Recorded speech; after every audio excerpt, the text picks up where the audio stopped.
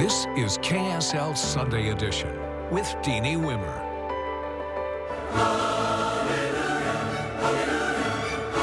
This week on Sunday Edition, a historic concert for the Tabernacle Choir at Temple Square. We feel very blessed, and we want you to feel blessed. As they perform for the first time ever in Argentina. I want to cry because the music touched me. And KSL was there for the significant stop on their world tour. The choir stop in Buenos Aires was full of concerts and celebrations. This was the 5th stop on their Songs of Hope World Tour. News specialist Dan Rascon was with the choir in Buenos Aires for the historic moment, and he tells us about it's more than just the incredible music. This is also celebrating the 100-year anniversary of the Church of Jesus Christ of Latter-day Saints in South America. Now, the choir arriving close to midnight our time here, and for Latter-day Saints here in Argentina, the preparations started long ago. Grupo 1, Grupo 2, Grupo 3, olviden la fila. A race against time for dozens of Latter-day Saint youth. 2, 3, Martina. As they prepare for a celebration like none other, just days away. A celebration to commemorate the 100-year anniversary of the Church of Jesus Christ of Latter-day Saints in South America. Oh, I'm very excited. I'm so excited to do this. Joel and his wife, Flor, we are very happy. The people here is doing their best. Are the local artistic directors behind this production, where well over 100 youth and young adults will perform during the 2 main concerts by the Tabernacle Choir. It's amazing to see them doing this with happiness. They are like, this is amazing. We are celebrating this as a huge opportunity. We need to talk about the story of the church here in this land, and it's very meaningful for us. Buenos Aires is the 2nd largest city in South America, with nearly 3 million residents. It was here at this park, back on December 25th, 1925, that Apostle Elder Melvin J. Ballard dedicated South America to the preaching of the gospel. Here we are in Chile. Estamos aquí en Chile. It is so beautiful here.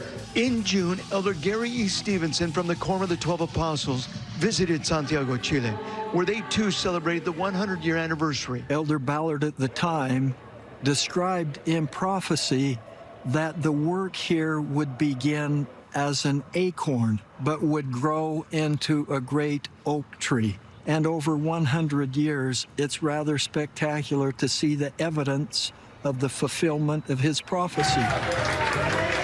Hundreds of choir members arrived from Salt Lake just tonight in Buenos Aires to excited and anxious Latter-day Saints.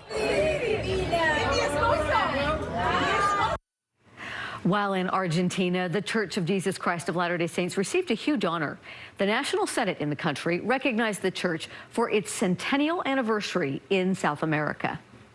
And we have especially strong feelings that you would choose to recognize us on this 100th anniversary. Esto es muy importante y agradecemos por sus sentimientos y su deseo de poder reconocernos en este centenario de aniversario. Thank you for your commitment to religious freedom.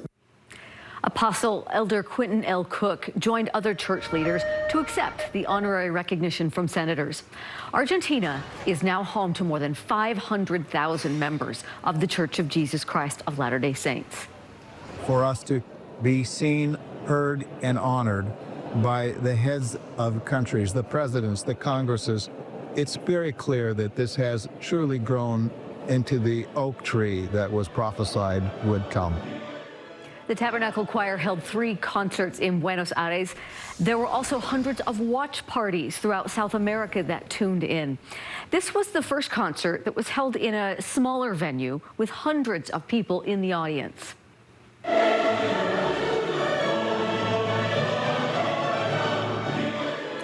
The historic performance was held in a historic building located in the heart of Buenos Aires. It used to be a post office that's been converted into a beautiful theater.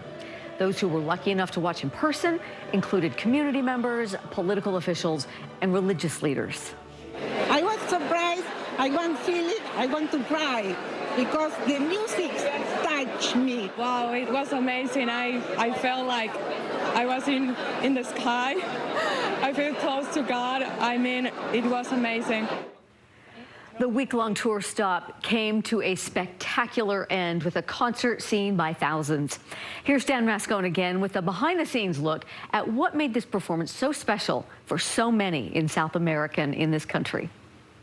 We're inside the Movie Star Arena in downtown Buenos Aires, where the Tabernacle Choir at Temple Square is set to perform one of 3 concerts here. A lot of exciting fans here, thousands of fans here behind me. All here to celebrate also the 100-year anniversary of the Church of Jesus Christ Latter-day Saints in South America. The music, the sights, and the culture of Argentina and Uruguay, 2 countries of many in South America where members of the Church of Jesus Christ of Latter-day Saints are celebrating a 100-year anniversary of their church on this continent. What could you do better as a gift of expressing gratitude for being the place that's where it started, where the dedication occurred, than bringing the Tabernacle Choir? At the Movie Star Arena, an incredible backdrop using an oak tree to symbolically represent the growth of the church.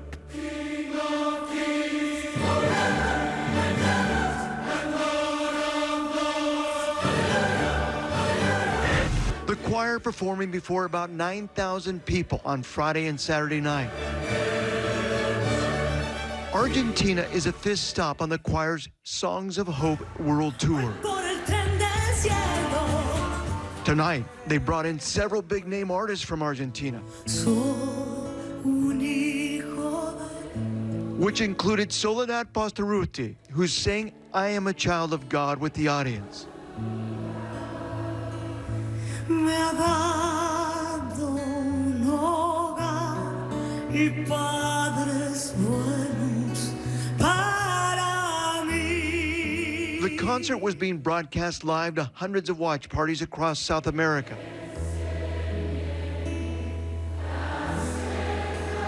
Including one right here in the capital city of Uruguay, where hundreds of Latter-day Saints came out to celebrate. Seeing them so close to us, it's very good. It's just the most spiritual part for me, and it's just like this warm feeling inside, and it's great. A concert meant to bring hope, faith, and inspiration. I cry a lot. I feel so grateful to have this opportunity to be here. Grateful for this experience because it's so good, the spirit here. I'm feeling good.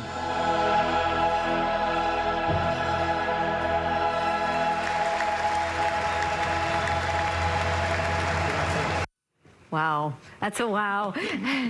Dan joins us now in studio. You've been home from Argentina for a couple of weeks, and as you're recovering from this whirlwind, what stands out about your trip? You know, what's incredible about all these trips that I've been on here with the choir is just the enthusiasm from the people. The people were just so warm, so welcoming. They were just so delightful for the choir. They were so excited to see the choir. This is the first time the choir had ever been to Argentina, only the 3rd time to South America. And so for them to be able to embrace a little taste of the choir they only see on TV was huge for them, and that's why they were so excited. One of the things that was different about this was the watch parties. They could reach more people in broader areas. Talk a little bit more about that. Yeah, that's something that's incredible. This new presidency of the choir really wanted to be able to see a way of reaching out to a lot more people. And with social media and the way that you're able to reach out and touch people's lives from all over the world, that way they can have the choir in one location, and then they go off to Uruguay, they go off to Paraguay, they go off to Chile, they go off to many of these other cities where they're holding these huge watch parties, and they're being able to kind of gather together. And that's another big opportunity to get the choirs heard all throughout South America. What was the city like? We hear so much about it. You know, the city itself was just amazing. I mean, every one of these cities, you know, Mexico, Peru, and then Buenos Aires, these are huge cities. I mean, we're talking about some 20 million people in that metropolitan area right there.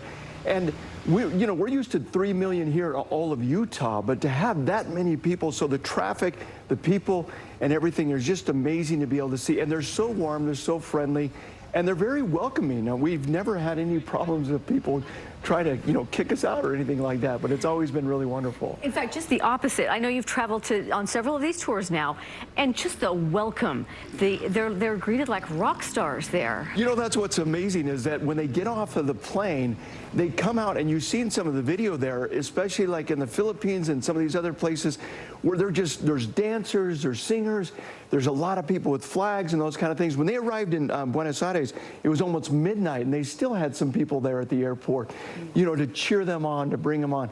And so there really are. And then what's really huge is after the concert is over, the choir members will go off to the lobby area, which is really neat, and then meet and greet the people. And the people are just so excited to see them. Selfies and everything else that they're doing there. Yeah. Okay. So. Compare some of these cities. Now that you've got several, it seems to me the Philippines, there was a really neat, and we're going to talk more about it, some service opportunities. Yes. In every one of these places, there's been opportunities to be able to reach out, not just the concerts, but to be able to reach out not only to the people, but also the government, political leaders. I mean, it's been amazing to be able to see how in several of these places they've been able to meet with top government leaders. So Mexico City, huge city, of course, a great opportunity to be able to do some service projects in other areas. They hooked up with the Catholic services there to be able to do some humanitarian projects. And then in every city, it seems like they really try to reach out and be able to touch the hearts in humanitarian work and missionary work, and also in the political arena there too. I loved your piece in Peru and was stunned at what I remember. I don't know if this is what stands out to you, but the numbers, just the numbers. Yeah, the numbers there we're talking about in Peru was huge, because that was a huge auditorium. We're talking 35,000 people inside of that stadium, the largest venue the choir's ever performed a concert in. And so it was really a huge event. Okay. Yeah. Dan, thank you for taking time out of the day. I know you're working on a documentary for during conference, and we look forward to that. Thanks. Up next, a tour about more than just the music. A look back at the life-changing project the church was involved with during the choir's stop in the Philippines. But first, revisiting the choir's first stop on the Hope Tour, how their stop in Mexico City had a far-reaching impact on people across that country.